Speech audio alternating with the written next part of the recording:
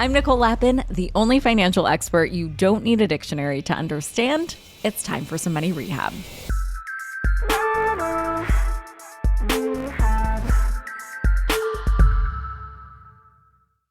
Because The Devil Wears Prada sequel is filming right now, a lot of people are reminiscing on the OG film starring Meryl Streep as the character based not so loosely on Anna Wintour and Anne Hathaway, her cerulean blue-wearing assistant. If you haven't worked in entertainment, you might watch this movie and think there is no way that being an assistant is actually like this.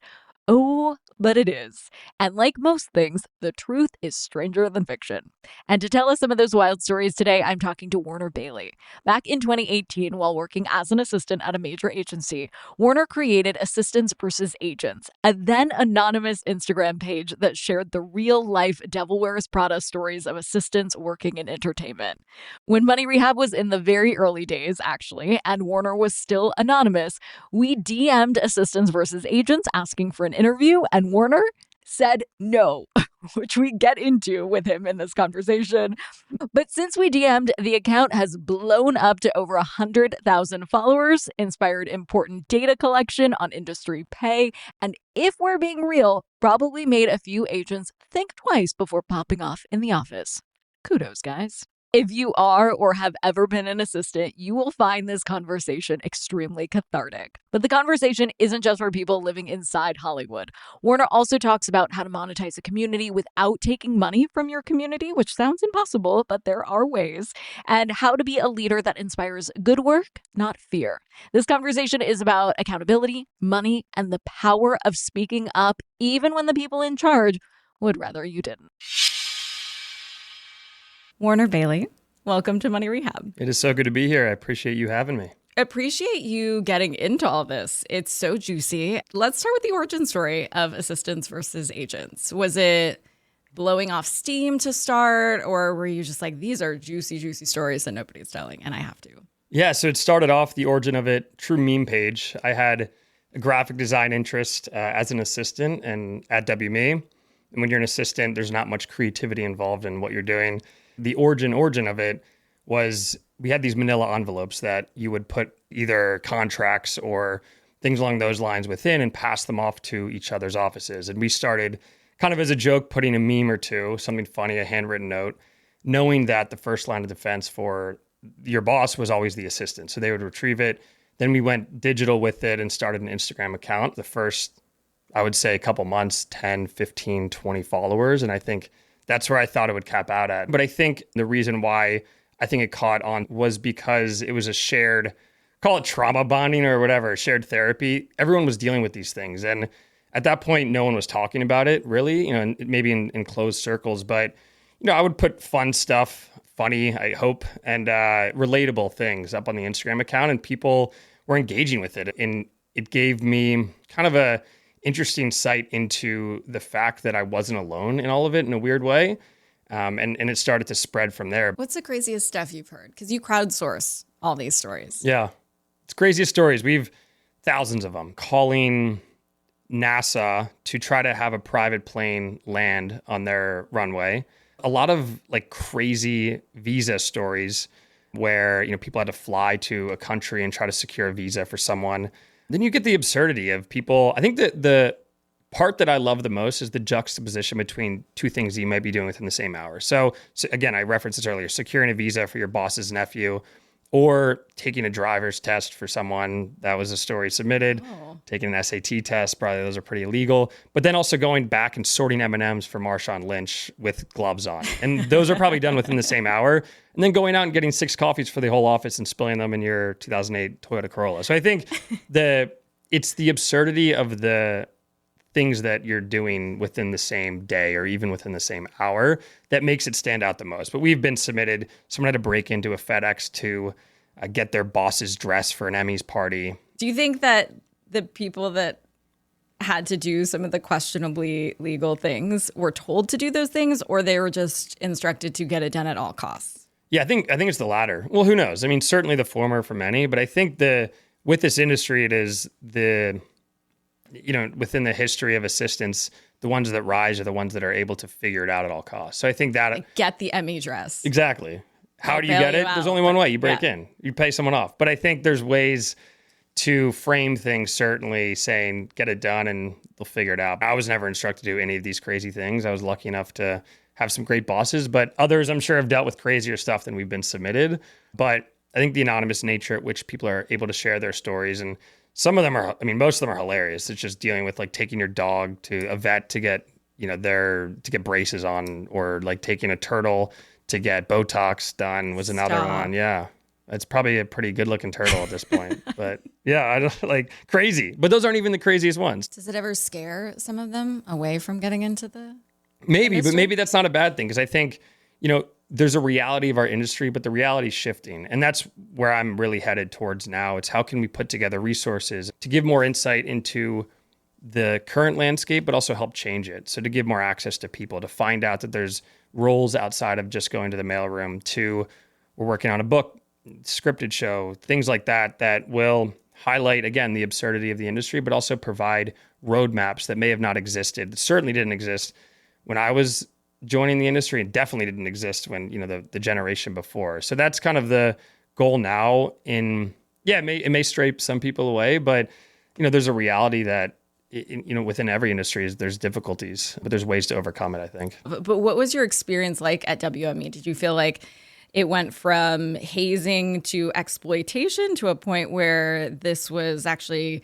getting above and beyond the normal course of business? So to be honest, like this might be a bit of a letdown, but I actually loved my time at WME. I think, I can't pretend to share the same experience as many others who have worked in entertainment, but I enjoyed it. I also had the benefit of working for some great bosses, and I think that's where it starts. It depends who you're working for. So I was lucky enough to work for three great bosses who I'm still close with then. But no, I really enjoyed my time at WME. I come from Philly. I had no connections to the industry. Took me 6 months to even get an interview. Never been to LA before I moved here. Got an interview on a Thursday, and they said, be out here by Sunday. You start on Monday. And I'd never been to LA. So I just felt lucky and, had to just think about all the times that I wanted to break into the industry. So those points at which I was there, I appreciated my position there. But, obviously dealing with some of the stuff we did, and we'll get into how much we were getting paid, made it difficult at times, but I was lucky enough to work for some great people. What's the craziest thing you ever dealt with as an assistant? I wasn't an assistant. So what's the craziest thing you've ever dealt with in entertainment? Oh, I don't know. I was always surprised. Like anytime I had an agent very young, because I started in the business very young, but I would always talk to the assistants. This just feels like normal decorum of life. And be like, hey, how are you? Yeah. What's this? And oftentimes they'd be like, okay, here's my boss. Or I'm not supposed to say anything. Like, I'm not a human.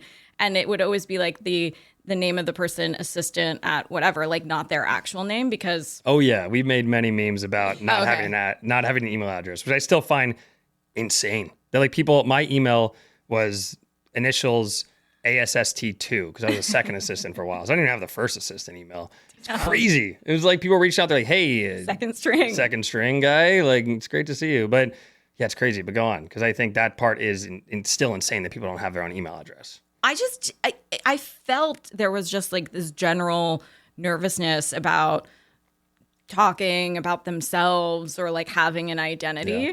And so, because I would talk to them whenever I would call and be like, how are you? You were out sick. Are you okay? But there wasn't very much willingness to just have general small talk or discussion. And I just felt like, oh my gosh, are they in a cage or in a dungeon? Are they are they instructed not to talk? I just felt like, are you trying to tell me something? Is this a Britney cry for help situation? Are you okay? That was my only experience with assistants, and I didn't understand the concept of the mailroom. That seemed weird to me. Still is. I mean, crazy. When we first started at WME, this is public knowledge probably at this point, you were handed a stack of 120 note cards, and you had to memorize all of the agents' initials, their 4-digit extension, who their assistants were by name, what territory or business unit they were working on, and you had 120. You couldn't start work till you did that. And once you did, then you had to take a states test. You had to memorize all 50 states, which I loved because I was my brain works in that way. I'm very bad at the math area, but that wasn't too bad. And then you had to take a typing test to, ensure that you're able to type to take notes. And some of that stuff, like looking back, it all makes sense why we were doing that. You had to, if your boss was like, give someone a call, you had to, know their extension. Now it's probably easier with, the data that's there, or states if you're routing a tour to understand where they were. But it was like, it was crazy to be graduating Georgetown, working in tech for 6 months. I'm like, I'm going to go to LA, and then being put literally in the mailroom, which is at the basement, and taking a cards test. I was like, oh my God, what did I sign up for? Wait, what is a states test? You have to fill it out on all 50 states. Map? Yeah, and get it 100%. It's crazy. I know. I was like, I'm implementing this in our company. You should have everyone who goes on this podcast take a states test. Do you know I would do the best. Do you know the state song? No, I don't. Should you sing it? I love the state song. Alabama, Alaska, Arizona, Arkansas, California, Colorado, Connecticut, Delaware, Florida, Georgia, Hawaii, Idaho, Illinois, Indiana. I know them in alphabetical order. Or you would ace the it. state test. Yeah, you would ace it.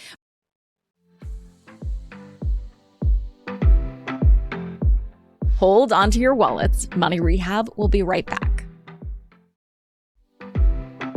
And now for some more Money Rehab.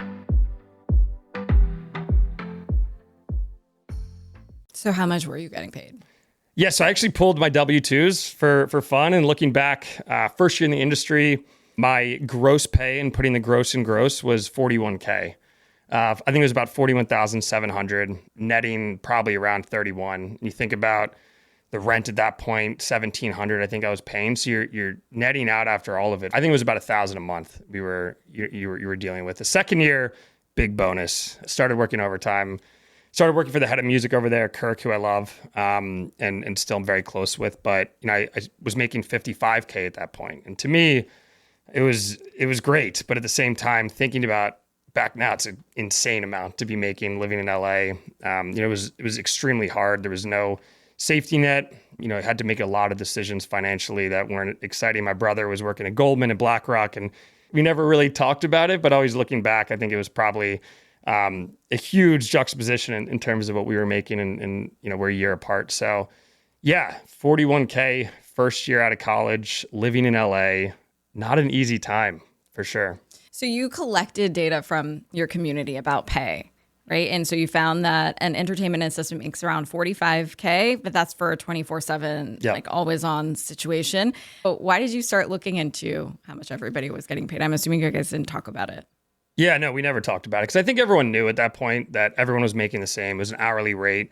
Overtime was great if you could get it, and it wasn't always allowed. So fast forward to about 2 years in, it started to grow a lot, reaching 50,000 maybe at that point within the community. And I started to think about it as a business opportunity, and also identifying where the gaps were in pay and opportunity that we could start building businesses and resources around. So I set out and we did a data study. I think it was about 2 years ago, and we did another one last year. I think everyone should pay their assistants what they think is their worth, and I'll leave it at that. But for me, I saw it as an opportunity to get a lot of really rich first-party data, and also set AVA apart from a lot of these other digital accounts as a true media brand, but also this educational, research-driven arm of the company, which we've developed a lot in the past couple of years. But it was shocking. I mean, some of the responses we got back, people were making 30-something K. In 2024 was the last time we did it, which is wild to me in LA. You're also sitting on some more survey data from the music industry, specifically by gender. So you found that the average for men was $85K a year. The average for women was $75K, and for non-binary was $55K. What do you think the reason for that is? Men are getting promoted faster, or is it simply a crazy pay gap? Yeah, so I think there's two things working at the same time, with that data. One is we found that there were more men in senior roles, so that's obviously going to skew the data. And the second is, historically men have been paid more, in this industry, but I do think it skewed the data much higher because men were in those leadership roles in a more prominent way. I think hopefully that has been addressed, certainly. since I've been in the industry. It's been amazing. I've interviewed 100 plus execs over the past 2 years, and it's been amazing to see, I think, the hope they're giving this next generation of women, non-binary individuals, that there is a path towards success and growth. But I will say, yeah, I mean, traditionally, our industry, like many, men have risen faster and are in more leadership positions. And you still see that at the C-suite level, certainly. So what's your hope by surveying everybody, bringing all of this data onto the platform? Yeah, and again, I started a meme page in 2017. Let's be clear. I had a career totally outside of that, went full-time on AVA 6 months ago. So there wasn't really a goal starting it. It was to kind of blow off some steam, have some fun. But for me now, looking at it, I am in a position with leverage and a hyper-engaged, high-value community that I feel like I can do some good. So I'll publish the data. There are publications that will run with it. I'll let them do their thing. But then it's for me to identify where are the gaps in the market. There's two of them. One is entrance into the industry. And the second is retention. So I think entry and access to entertainment's always been an issue, because if you're getting paid, again, $45K to work at one of these legacy companies and your rent is $1,800 a month, do the math, you're coming out with student debt, it's not possible for a lot of people to enter the industry. So we're building resources. We launched a job board. Actually, yesterday, we've had a newsletter for the past 2 years with 70 plus open jobs. We've interviewed recruitment leads. We've interviewed execs to give advice for the next generation. We're throwing events all around the country, both virtual and in person. We're doing panels. So I think we're trying to provide the tools now for people to see, and students specifically, that there are more ways to enter the industry than just to go into the mailroom at a WME or CA or UTA. There's more companies popping up than ever. There's more opportunities. I think it's easier now to launch a company than it's ever been. So to go back to the data, I think it gives us a leverage point, not only with brands, not only with investors, but also the public to say, hey, here's the issue. Let's all work on fixes to allow more people into the industry and allow for assistants and others to continue and stay in the industry longer. Do you find that a lot of rich kids go that route because they can? Yeah, I mean, certainly. And you're surrounded by a lot of it. I think, yeah, of course. I mean, if you're making $45K, to some extent, you have to have some sort of supplement. And I didn't know anyone in the industry. I had very supportive parents, and I probably had a year runway before I had to really make a decision. And luckily I was able to, move up and then left to go to Live Nation. But for many, that's just impossible. That's probably the biggest rag that our industry gets, is that, people coming from wealth will have an immediate step up, because there's just the other aspect of it is these opportunities are highly concentrated in cities that cost a lot to live in. So in New York and LA, even a London, Nashville is, growing now. But yeah, so I think certainly. And you get those people everywhere in finance. My brother works in finance. And when I visit in New York, everyone's wearing a vest and running around. I couldn't be seen in a tie anymore. But I think you deal with those stereotypes at every industry. But I certainly think in entertainment, you have a lot of those people. So do you remember that we reached out to you? Yeah, I in do. 2021? I do. Yeah. And you said no. I thought it was fake, first of all. I'm like, there's 0% chance that, you guys are reaching out to me for an interview. And I was obviously, humbled by it. But yeah, I think at that point I was anonymous behind it. So when you all had reached out, I was still in that position of kind of waiting for a firestorm to come my way from people that I had worked with. So I think at that point I was saying no to anything that attached my name or let me have a platform with it. But here we are. Here we are. What were you so nervous about? Yeah, I mean, I think at that point, I hadn't been able to speak publicly a lot on why I was doing it. And now I am in platforms like this and, through our newsletter and other forums. So I think at that point, I needed to prove to the public and people that I had worked with prior. And even at that point, I had a boss and I was working full time that didn't know I was doing any of this. And even 6 months ago, when I went full time on AVA, I still had a full-time gig that didn't know I did a lot of this, and who knows, but so now they know. Well, now they know. Yeah, it's pretty obvious now. But I think the worry in my mind was that I'm still not senior enough in my role for individuals to look at me like he's doing it for the right reasons. I think I was still kind of in that middleman lane, junior level, and still rising at a traditional company like a Live Nation, to where they certainly would not have wanted me to hop on this podcast and talk about the issues people are facing. So I needed to set out, build a company hopefully do some good and talk on it a lot more before I hopped on something as big as this. And just honored again to be on this platform and the show with you. Thank you so much for this coming out party. Yeah, here we are. Were you worried about getting blacklisted in the industry? I mean, because agents knew about the platform at this point. Yeah, certainly. I think the reason why I wasn't was because there's enough platforms out there, I won't name names, that identify people by name or bring names into stories that are things that are, potentially legal or wrong, immoral. For me, it's always been taking things and putting a positive spin on them. As much as like the memes may seem like negative, it's really just pointing out things that everyone deals with and relatable instances in the industry. So I was never worried about the blacklist side of it because nothing I had ever posted to that point called people out by name. It was a general theme about things that assistants deal with, trying to get their boss's cousin's daughter a visa and in Brazil. Like that's not a specific tied to one person. Many people out there may be like, I've made my assistant do that at some point. But it was really about making relatable content that puts some lighthearted nature on the crazy stuff that we deal with.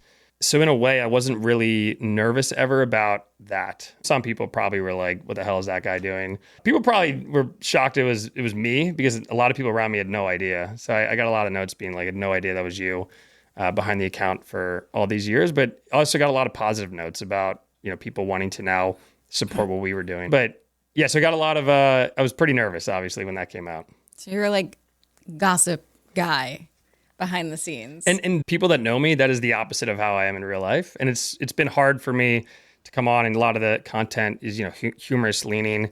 For me, I'm more serious about the entrepreneurial stuff I'm doing, building a business. So when I almost felt like I was leading a double life where I would spend 14 hours a day working, and then at night I would get in the meme lab and cook up some whatever we were going to post for the next day. So it was a fun time, and I think it was, I started to see an opportunity right around then, though, to turn it into a business, which we have. I mean, you're not, when you said no to us, mm-hmm. I was like, we're still going to get him. It was a no for now. Yeah. But I did not picture you when behind the account. That is exactly what I'm saying. And so that was, I think, the most surprising for many people is that I'm now a 30-something-year-old guy that's saying all these things online in a way that's very gossip girly. Yeah. And then in person, I struggle at even cracking a joke in front of people. It's like I do. And so I think that was the most shocking for a lot of people, being like, I thought you were some 22-year-old. I did. Yeah. I thought that it was maybe a pseudonym.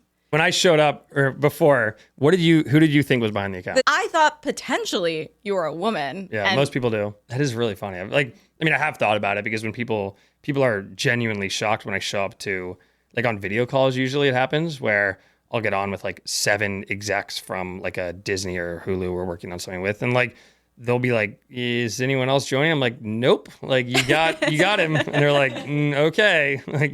And it's funny because, and then but it's been hard for me to go out and do these sort of things because people expect me to be that sort of person. So when I'm hosting the podcast, they want me to be erratic and say crazy stuff. And then it's just not, I can't do it. I can write like that, but I'm starting to layer in, some things.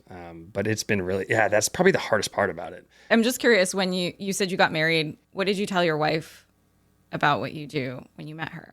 Oh, I was going to say, on the wedding day, she knew before, hopefully. I probably wouldn't be married if I told her on our wedding day that I was a meme lord. But no, I think the funniest is actually what she tried to tell her parents and what I try to tell my parents. Because I'm at the beginning, it wasn't there was shame about what I was doing, but it's just hard to explain to people hey, I run a meme page. So at the beginning, my wife would always be like, yeah, he's makes memes. I'm like, please don't say that.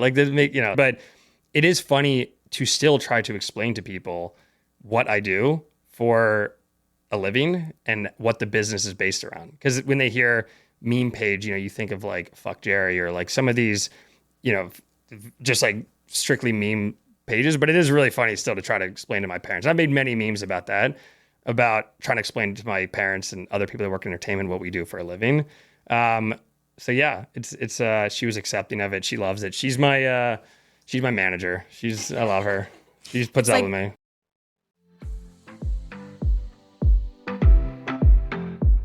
Hold onto your wallets. Money Rehab will be right back. And now for some more Money Rehab. I think we hear a lot that agents say, this is just how it's always been done, or this is how I did it, or, this is what we all went through, and so it's your turn. Why do you think that idea gets perpetuated even today in the industry? Yeah, I think it's interesting. There's one core reason is because it's a supply and demand issue, right? There's an endless demand for the job. There's people out there that would go work at one of these mailrooms for free. I know it.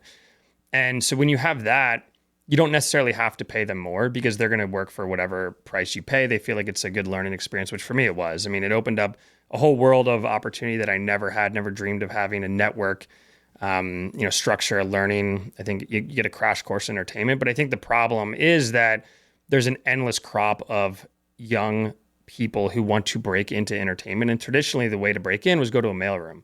But I think it's changing now in that, and I said this earlier, there's more ways to break into the industry through startups, through starting your own company, through smaller agencies that have popped up. That's just on the agency representation side, to be talent themselves. People are content creators. You're doing this, I'm doing this. There's more ways, I think, to break into entertainment than there's ever been before, where you're starting to see good talent move away from traditional large companies because they figure that I can go get paid more and have more autonomy off the jump by avoiding potentially a 45K role and jumping into something that may be more exciting and give them a seat at the table. Do you think that the good that you talk about has trickled over to the way agents are now treating assistants? Are they perhaps thinking twice before doing something weird or asking their assistant to do something weird because they don't want to get blasted? Probably. And, I think it's cool. At this point, I wouldn't say yes or no, but there's certainly times where people have reached out and, I think expressed that. I think it's when things become public in a way that isn't directly poking fun at a certain person, but more at a theme or a situation or a narrative or a certain thing that may be negative, there's a shift in behavior by the masses because people may look inward and say, maybe that is me at that point. And I found myself too, at some points checked by some of the things that I'm posting. Like, is there's people working for me now, we have a team. And, when I ask them to do something, I'm like, maybe I'm being annoying right now, or maybe I'm asking them something. Yeah, am I the asshole now? Have the tides turned?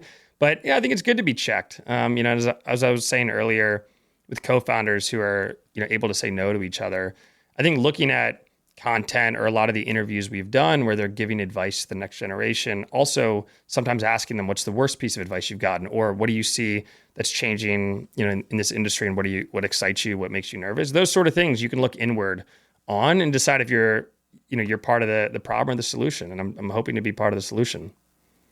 It sounds like you are. I mean, that's very cool accountability, I would say, to an industry that's notoriously called out for bad behavior, questionable behavior. Yeah. And I'm not here to again, change behavior by anyone. I think just bring it to light, use that as leverage to then create positive things, but also have fun with it. I mean, we put happy hours around all around the country, bringing community together. I've gotten tattoos at a lot of our events. We had Flava Flav show up and host one of our events. Just fun stuff. Give us the ability to have fun with an industry that is called entertainment, but a lot of the entertaining aspects of it are stripped away when you're just starting. So I think for me too, it's just having fun with it. I love what I do.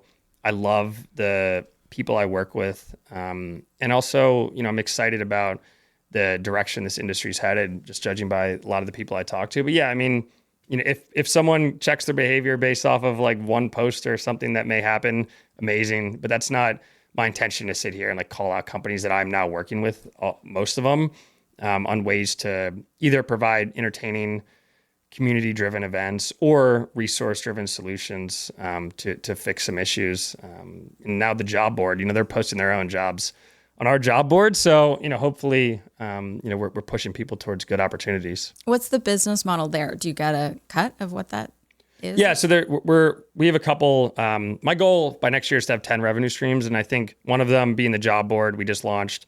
There's the obvious of having, selling ads through, which we do in our newsletter. There's subscription models, which are, we're working on. B2B is a big part of our business because at the end of the day, it's hard to look at someone who makes 45,000 and sell them an $80 sweatshirt or a $50 membership to something, because that's a good chunk of the take home pay at the end of the day. So any way that we can subsidize opportunities for the end consumer in our community to not have to pay and put that burden on companies or others, we will go towards that. But I think there are things with tech and others that you have to charge a consumer at some point.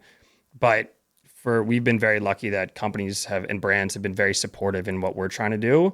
So we're able to derive a lot of revenue streams, whether it be digitally, in person, through experiential events, ads through our newsletter, ads on the job board, placement fees on the job board. Those are things that the burden falls on company versus consumer. And the consumer at that point, someone that doesn't have a lot of disposable income. No, we think about that a lot too. I mean, we're helping people get their money together. How do we charge You're doing them? it. You're leading the charge. I've read your books and love this pod. Like I often think back to like how, when I first started in that, like how I was not at all thinking about the future. There's not much to think about, again, when you're taking home whatever, $1,000 a month. But, I look at someone like yourself who you've said, many times to be proactive in ways that think about your future, take steps towards where you want to be, think about how you want to be saving money for the future. And oftentimes life is moving so fast and you're only focused on the next minute or the next day, or the next meeting you have, where you're not looking into the future. So I struggled with that a lot, even when I started my own company, thinking about saving, thinking about making smart business decisions. Luckily, I've never been someone that's driven by a lot of material things ever. So the things that I like spending on are back into the business. But you've made me really think about where I want to be in 10 years and how I want to save and what I want to be allocating my resources to. Did we just come up with a collab? There you go. I'm down. I think you need to come to one of our events and teach Let's do it. the next generation about how to be saving money. I'm in. Makes all the sense in the world. So it's crazy that you're now repped by UTA. What is that like being on the other side? Yeah, I mean, I built this alone in a silo for 6 years. And up until 6 months ago, it was just me. I was doing the newsletter, doing all the digital work, answering all the emails, negotiating, all the deals with some of the brands we had mentioned, following up on contracts, chasing money. And I came to the realization that, it was time, and I've been at other agencies before, but it was time to put a team around me of people who are much smarter in their areas that I can look towards as mentors. Because it's been, I will say, sometimes lonely to be building alone. And I think you don't have a partner to bounce ideas off of. I'm jealous sometimes of co-founders. I think there's, a lot that can be done more efficiently by someone sitting across from you telling you no, or at least dictating, hey, let's think about it differently. So my goal since 6 months ago, going full time on this, was to surround myself with people who are smarter than me, who have done it before, who are experts in their field. UTA is amazing. They put a team around me that I'm excited to pursue opportunities in IP development, tech, which we're working on now, editorial. I'm speaking at about 15 colleges coming up that I'm excited to connect with students, but putting structure around that and building a team, because we're now an educational ecosystem, and we talked a lot about what we're doing on that side, but also a media company. We're building out IP, and we are building out a network to essentially empower younger creatives to come on and tell their stories in different ways. There's a hell of a lot of people out there, much funnier than me, much younger, much more in the culture. So to have a team around will allow the business to empower younger people and tell more stories, because I can't do it alone anymore. And I've hired people around me who are amazing, but I think having structure around will take it to the next level, hopefully. I mean, what were those meetings like when you were interviewing representation? Like, you've been calling these agencies out for years.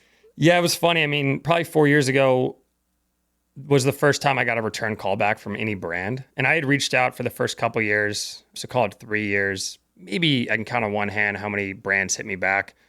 For one of the first major partnerships we did was Paramount around one of their titles. The first big event we did was around with Netflix and Joey King, who was amazing. Got to introduce her on stage, surprise a bunch of assistants. We have a bunch of screenings coming up.